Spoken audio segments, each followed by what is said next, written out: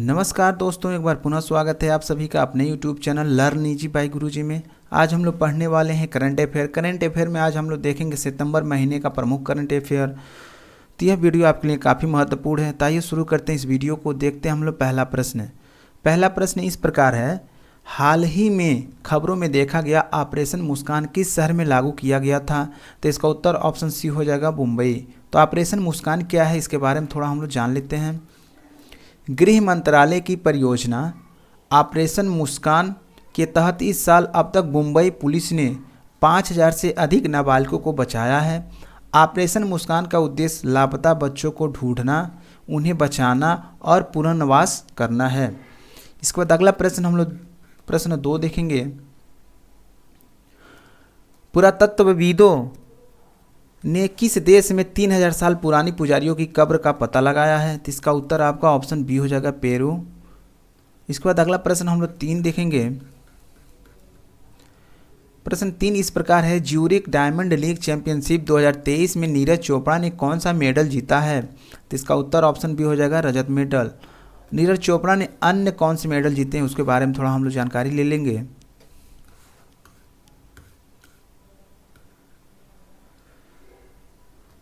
दोहा diamond league 2023 में स्वर्ण पदक जीते।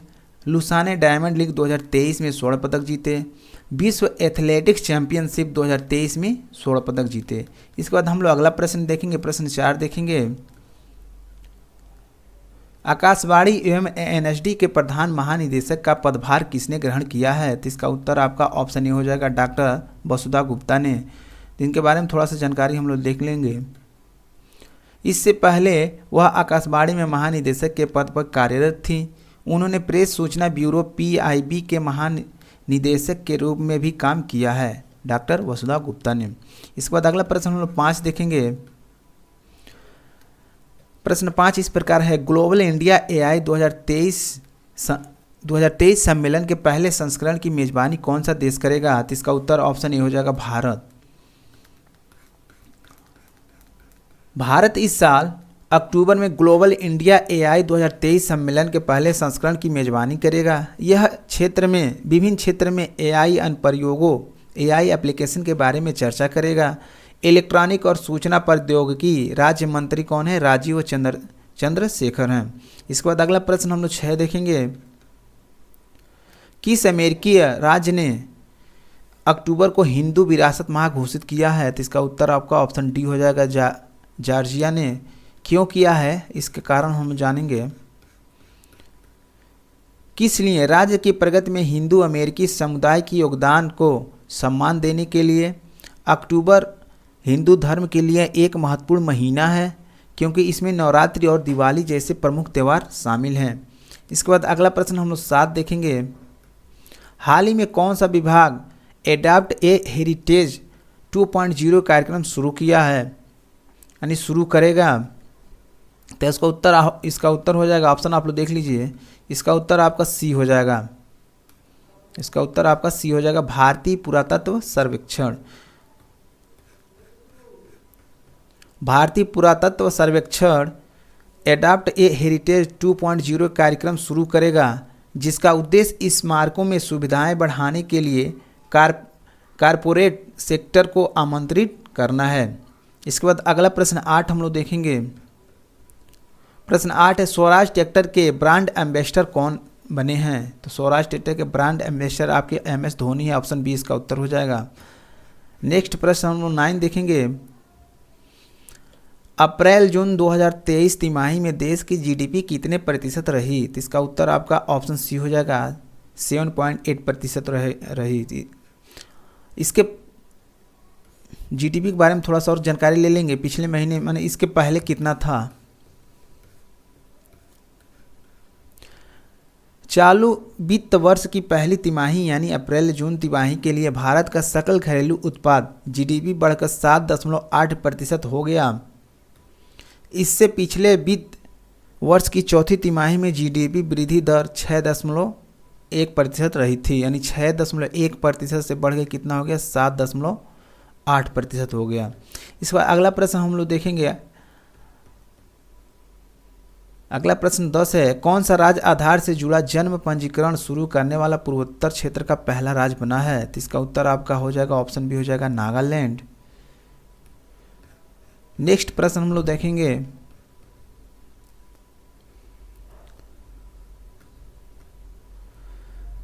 सरकार किस महीने में छठा राष्ट्रीय पोषण माह 2023 मना रही है? तो इसका उत्तर आपका ऑप्शन डी हो जाएगा, सितंबर महीने में। इसके बारे में थोड़ा सा हम लोग जानकारी लेंगे। केंद्र सरकार सितंबर महीने 2023 में छठा राष्ट्रीय पोषण माह मना रही है।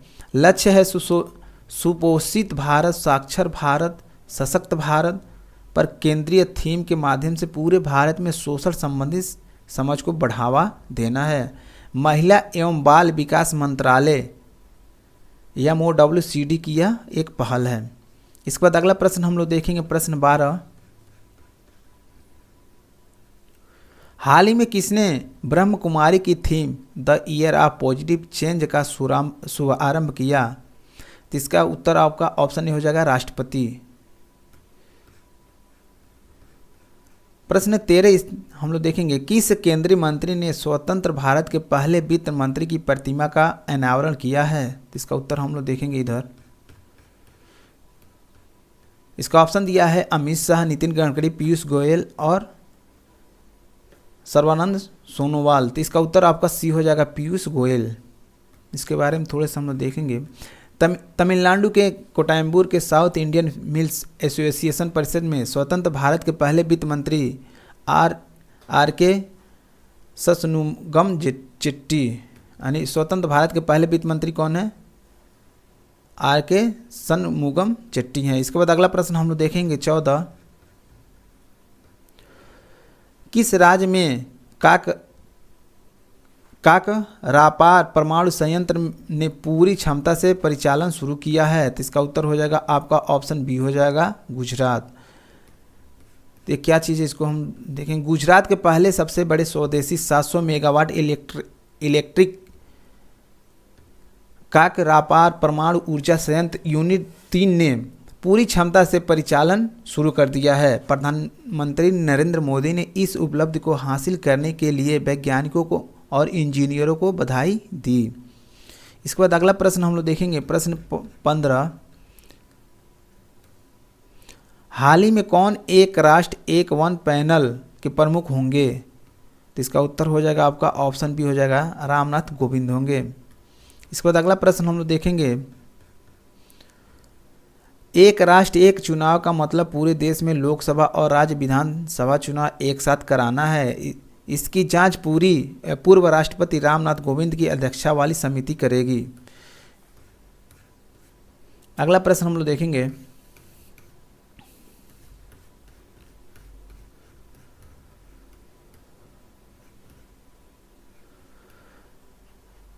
प्रश्न 1 है, Tata power renewable energy limited ने किस राज्य में 28.12 मेगावाट के ग्रीन एनर्जी प्रोजेक्ट के लिए समझौता किया है? तो इसका उत्तर हो जाएगा आपका ऑप्शन सी हो जाएगा, महाराष्ट्र ने। यह प्लांट महाराष्ट्र के सोलापुर जिले के आचे गांव में स्थापित किया जाएगा। अगला प्रश्न हम लोग 2 देखेंगे, Abu Dhabi AI company G42 की इकाई स्पेंसन ने दुनिया का कौन सा सबसे उन्नत अरबी भाषा मॉडल जारी किया है? Abu Dhabi AI company, Abu Dhabi एक क्या है, एआई कंपनी है, जिस कंपनी का नाम है G42 की इकाई है, यानी एआई कंपनी की इकाई क्या है, G42 है। स्पेंसन ने दुनिया की कौन सा सबसे उन्नत अरबी भाषा मॉडल जारी किया है? अग्निकुल, जैस, ChatGPT या अरेबियन? तो इसका उत्तर ऑप्शन हो जाएगा बी, जैस। तो इसके बारे में थोड़ा हम लोग देख लेते हैं। जैस एक द्विभाषी बाइलिंगुअल अरबी अंग्रेजी मॉडल है। इसका उपयोग मशीनरी अनुवाद और प्रश्न उत्तर देने के लिए किया जा सकता है। जैसे ओपन सोर्स है, जिसका अर्थ है कि कोई भी इसका उपयोग कर सकता है या इसके विकास में योगदान दे सकता है। प्रश्न 3 है, किस अभिनेता को भारतीय फिल्म और टेलीविजन संस्थान FTII के अध्यक्ष के रूप में नामांकित किया गया है? तो इसका उत्तर हो जाएगा आपका ऑप्शन सी हो जाएगा, R माधवन। अभिनेता आर माधवन भारतीय फिल्म और टेलीविजन संस्थान FTII पुणे के नए अध्यक्ष। FTI की भारतीय फिल्म और टेलीविजन उद्योग को आकार देने में महत्वपूर्ण भूमिका निभाया है। उन्होंने शेखर कपूर का स्थान लिया है। किनका स्थान लिया है? शेखर कपूर का स्थान ले लिया है। इसके बाद अगला प्रश्न हम लोग देखेंगे 4। भारतीय मूल के किस अर्थशास्त्री ने सिंगापुर का राष्ट्रपति चुनाव जीता है? तो इसका उत्तर हो जाएगा आपका ऑप्शन सी हो जाएगा थर्मन षणमुगरत्नम। भारतीय मूल के अर्थशास्त्री थर्मन षणमुगरत्नम ने चीनी मूल के 2 दावेदारों को हराकर सिंगापुर में राष्ट्रपति चुनाव जीत लिया है। थर्मन को 70.4% मत वोट मिले थे। इसके बाद अगला प्रश्न हम लोग देखेंगे प्रश्न 5। हाल ही में किसने अंतर्राष्ट्रीय एयर स्पेस सम्मेलन का उद्घाटन किया है? तो इसका उत्तर हो जाएगा आपका ज्योतिषराज सिंधिया ने। ऑप्शन बी हो जाएगा। यह सम्मेलन G20 की एक पहल है। इसका उद्देश्य है G20 देशों के बीच व्यापार और निवेश को बढ़ावा देना है। आयोजन स्थल कहाँ था? ग्वालियर में। इसके बाद अगला प्रश्न हम लोग 6 देखेंगे।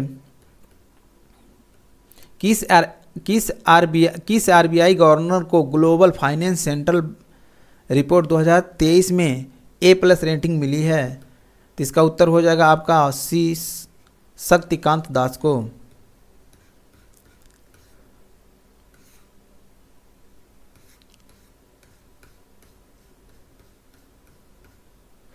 भारतीय रिजर्व बैंक के गवर्नर शक्तिकांत दास को global finance central bank report card 2023 में A+ रेटिंग दी गई है। दास को उन 3 केंद्रीय बैंक गवर्नरों की सूची में शीर्ष पर रखा गया है जिन्हें A रेटिंग दी गई है। यह रिपोर्ट 1994 से ग्लोबल फाइनेंस द्वारा प्रतिवर्ष प्रकाशित की जा रही है।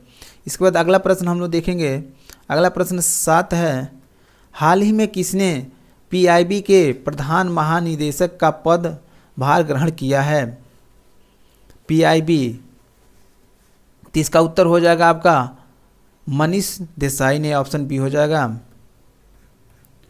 उन्होंने राजेश मल्होत्रा का स्थान लिया है। प्रश्न 8 हम लोग देखेंगे।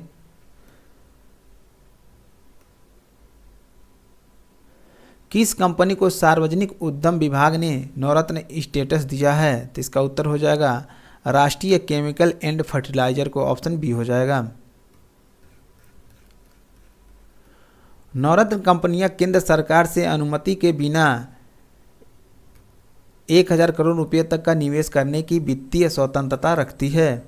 राष्ट्रीय केमिकल एंड फर्टिलाइजर लिमिटेड भारतीय सरकार के स्वामित्व वाला उद्यम है जिसका मुख्यालय मुंबई है, जो मुख्य रूप से रसायनों और उर्वरकों के उत्पादन में लगा हुआ है। वर्तमान में कितनी महारत्न कंपनियां हैं? तो वर्तमान में 13 महान कंपनियां थी, लेकिन 13वीं महारत्न कंपनियां ऑयल इंडिया लिमिटेड यानी राष्ट्रीय केमिकल एंड फर्टिलाइजर 14वीं नवरत्न कंपनियां बनी है। यानी टोटल इसमें हम कह सकते हैं 14 क्या है नवरत्न कंपनियां हैं। जो 13वीं नवरत्न कंपनियां कौन से है?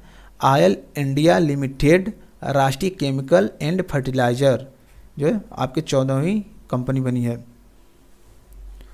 इसके बाद अगला इसी में हम लोग देखेंगे। इससे पहले ONGC विदेश लिमिटेड को 13वीं नवरत्न कंपनी बनाया गया था। 13वीं कंपनी कौन था?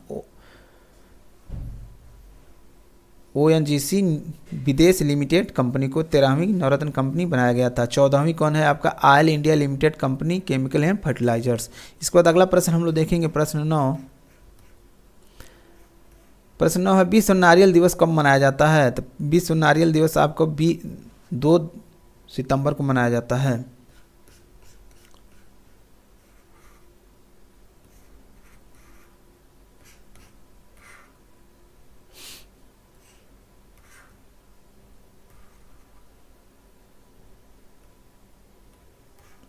इस फल के लाभों को समझने और जागरूकता को बढ़ावा देने के लिए यह दिन मनाया जाता है। प्रश्न 10 है किस बैंक ने नए प्रकार के बचत खाते इन्फिनिटी सेविंग अकाउंट लॉन्च किया है? इन्फिनिटी सेविंग अकाउंट लॉन्च किया है, तो इसका उत्तर हो जाएगा ऑप्शन ए हो जाए एक्सिस बैंक ने लॉन्च किया है। इसके बाद अगला प्रश्न हम लोग देखेंगे, एक उसी में थोड़ा सा हम लोग देख लेते हैं। एक्सिस बैंक ने ग्राहकों की ज़रूरतों को पूरा करने के लिए अपनी तरह का पहला नया बचत खाता इन्फिनिटी सेविंग अकाउंट लॉन्च किया है। ग्राहक वीडियो के केवाईसी प्रक्रिया के जरिए पूरी तरह से डिजिटल तरीके से अकाउंट ओपन करा सकते हैं। इसके बाद अगला प्रश्न हम लोग 11 देखेंगे, मुख्यमंत्री कन्या सुमंगला योजना की धनराशि बढ़ा दी गई है, यह किस राज्य से संबंधित है? तो इसका उत्तर हो जाएगा ऑप्शन बी हो जाएगा। इसके बारे में थोड़ा सा हम लोग जानकारी लेंगे। उत्तर प्रदेश सरकार ने मुख्यमंत्री कन्या सुमंगला योजना की धनराशि 15,000 से बढ़ाकर कितना कर दिया है? 25,000 करने की घोषणा की है। मुख्यमंत्री कन्या सुमंगला योजना की शुरुआत वर्ष 2019 में हुई थी। इस योजना के तहत लड़कियों को उनकी शिक्षा पूरी करने और एक बेहतर भविष्य के लिए वित्तीय सहायता प्रदान की जाती है। तो यह जो 25,000 है इसको 5 किस्तों में दिया जाता है, ये भी आप लोग याद रखिएगा। अगला प्रश्न हम लोग देखेंगे, प्रश्न 12 है, विश्व संस्कृत दिवस 2023 कब मनाया गया? विश्व संस्कृत दिवस 2023 कब मनाया गया? तो इसका उत्तर हो जाएगा 31 अगस्त को मनाया गया, ऑप्शन डी हो जाएगा, 31 अगस्त को मनाया गया। विश्व संस्कृत दिवस प्रत्येक वर्ष श्रावण मास की पूर्णिमा तिथि यानी फुल मून को मनाया जाता है। प्रतिष्ठित संस्कृत विद्वान और व्याकरणविद पाणिनि की जयंती पर मनाया जाता है, यानी पाणिनि की जयंती पर क्या होता है? 31 अगस्त को संस्कृत दिवस मनाया जाता है और मनाया गया था 2023 में। इसके बाद अगला प्रश्न हम लोग देखेंगे,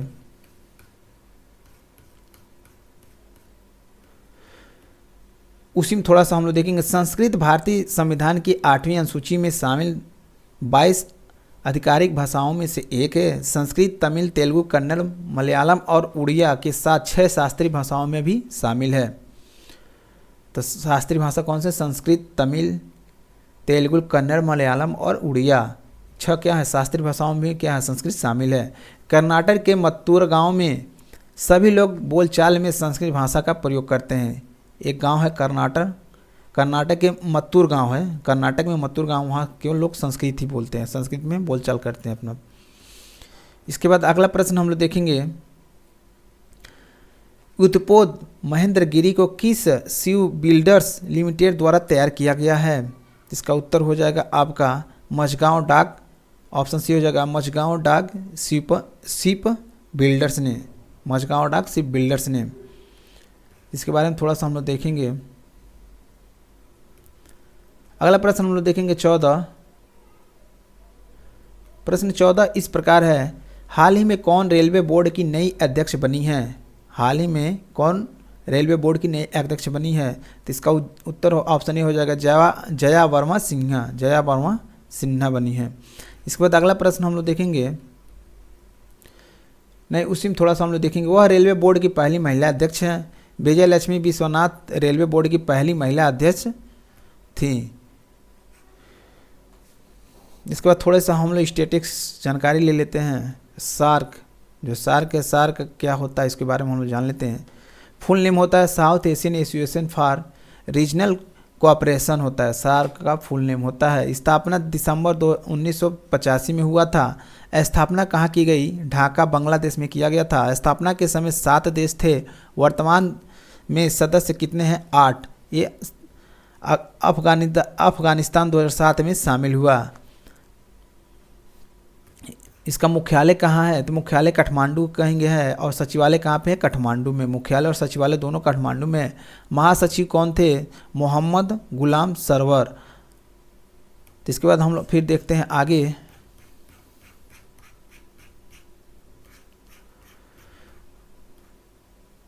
हाल ही में समाचारों में देखा गया गैबान किस क्षेत्र में स्थित है? गैबान किस क्षेत्र में स्थित है?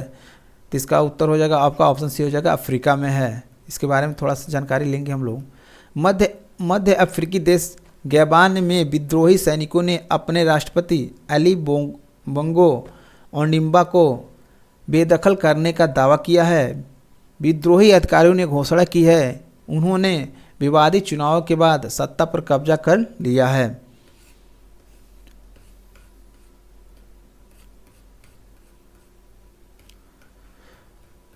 प्रश्न 2 देखेंगे, किस कंपनी ने शेयर मार्केट नामक एक नया मोबाइल एप्लीकेशन लॉन्च किया है? तो इसका उत्तर हो जाएगा आपका फोन पे, ऑप्शन सी हो जाएगा।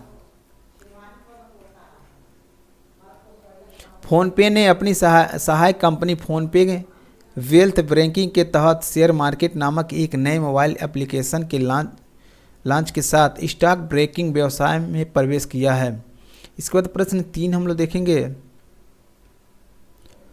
क्रिकेट एशिया कप 2023 टूर्नामेंट के मेजबान कौन सा देश है? यानी क्रिकेट एशिया 2000 कप टूर्नामेंट के मेजबान कौन सा देश, मेजबानी माने किस देश में हो रहा है? भारत और पाकिस्तान, श्रीलंका और बांग्लादेश, श्रीलंका और पाकिस्तान। तो इसका उत्तर हो जाएगा आपका श्रीलंका और पाकिस्तान, ऑप्शन सी हो जाएगा। श्रीलंका और पाकिस्तान में क्या हुआ, जो एशिया क्रिकेट कप था ये हुआ, वहीं पे हुआ। एशिया कप का 16वां संस्करण 23 अगस्त को शुरू हुआ और 17 दिसंबर को समाप्त होगा। इसमें कुल 6 टीमें भाग लेंगी। इसके बाद अगला प्रश्न हम लोग 4 देखेंगे, इन्वेस्टर ग्लोबल समिट का आयोजन किस शहर में किया जाएगा? तो इसका उत्तर होगा ऑप्शन बी, देहरादून। उत्तराखंड के मुख्यमंत्री पुष्कर सिंह धामी ने देहरादून में इन्वेस्टर ग्लोबल समिट का लोगो और वेबसाइट लॉन्च किया। इन्वेस्टर ग्लोबल समिट 8-9 दिसंबर 2023 को देहरादून में आयोजित की जाएगी। इस सम्मेलन से विभिन्न क्षेत्रों में 2.5 लाख करोड़ रुपए के निवेश के आने का लक्ष्य रखा गया है। प्रश्न 5 है, चंद्रयान 3 के काउंटडाउन को आवाज देने वाली साइंटिस्ट कौन थी जिनका निधन हो गया है? तो वो कौन थी? एन बलार मथी थी। श्रीहरिकोटा के सतीश धवन अंतरिक्ष केंद्र SDSC में हर लॉन्च मिशन के काउंटडाउन को आवाज देने वाली साइंटिस्ट एन बलार मथी का चेन्नई में निधन हो गया।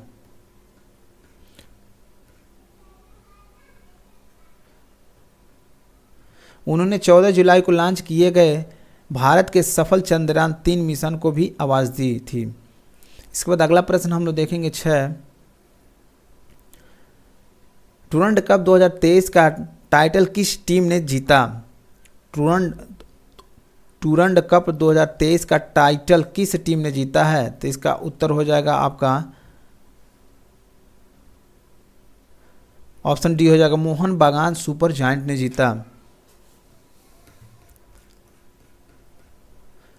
मोहन बागान सुपर जायंट ने कोलकाता के साल्ट लेक स्टेडियम में ईस्ट बंगाल को 1-0 से हराकर टूरंड कप 2023 का खिताब जीत लिया है। मोहन बागान इससे पहले 2000 में टूरंड कप खिताब जीता था।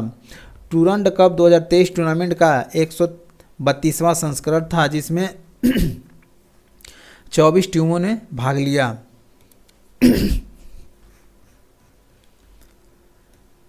अगला प्रश्न हम लोग देखेंगे, हाल ही में पूर्व दिग्गज क्रिकेटर हीथ स्ट्रीक का निधन हो गया, वह किस देश के पूर्व क्रिकेटर थे? तो इसका उत्तर हो जाएगा आपका जिम्बाब्वे, ऑप्शन डी हो जाएगा। ऑप्शन डी हो जाएगा जिम्बाब्वे।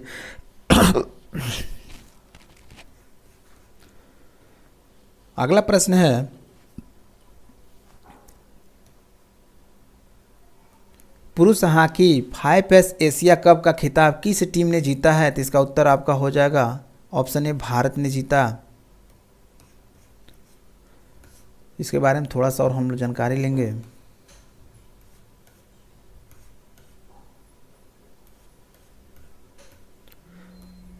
भारत ने चिर प्रतिद्वंदी पाकिस्तान को पेनाल्टी शूटआउट में 2-0 से हराया। इस जीत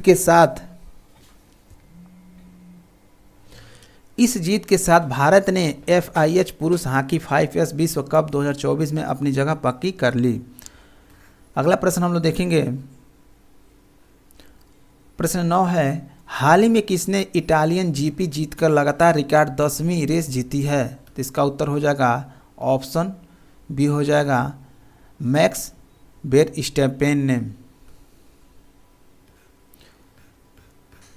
इटालियन ग्रैंड फिक्स में मैक्स बेयर स्टेम्पेन की जीत उनकी लगातार 10वीं जीत थी, जो 1950 के बाद से फार्मूला 1 के इतिहास में एक रिकॉर्ड तोड़ उपलब्धि है। उन्होंने सेबस्टियन वेटेल के 9 जीत के रिकॉर्ड को पीछे छोड़ दिया है। रेड बुल ने 15 जीत के साथ किसी कंस्ट्रक्टर द्वारा लगातार सर्वाधिक F1 जीत का फेरारी का रिकॉर्ड भी तोड़ दिया है। इसके बाद अगला प्रश्न हम लोग देखेंगे, प्रश्न 10 है, हाल ही में किसे डॉक्टर MS स्वामीनाथन पुरस्कार मिला है?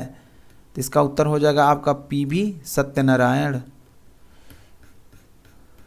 आचार्य